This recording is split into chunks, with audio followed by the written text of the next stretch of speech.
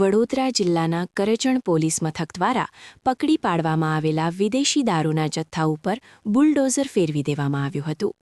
4 કરોડ ઉપરાંતના વિદેશી દારૂના જથ્થાનો નાશ કરવામાં આવ્યો હતો. કરજણ પોલીસ મથક દ્વારા છેલ્લા કેટલાક સમયમાં વિવિધ સ્થળોએથી વિદેશી દારૂનો જથ્થો ઝડપી પાડવામાં આવ્યો હતો.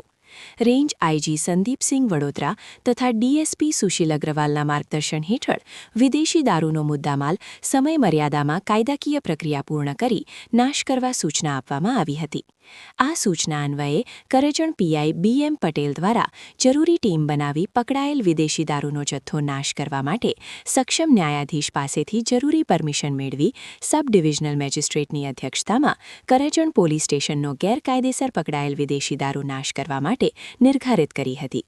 કરજણ પોસ્ટેના કુલ 18 ગુન્હાનો મુદ્દામાલ, જેમાં નાની મોટી બોટલો તથા બિયરો મળી કુલ નંગ 1,37,612, જેની કુલ કિંમત ₹4,45,84,142નો મુદ્દામાલ પંચો અને કમિટીના સભ્યો રૂબરૂમાં બામણગામ ખાતે આવેલ મોડર્ન પેટ્રોફિલ્સ કંપનીની ખુલ્લી જગ્યામાં નાશ કરવામાં આવ્યો.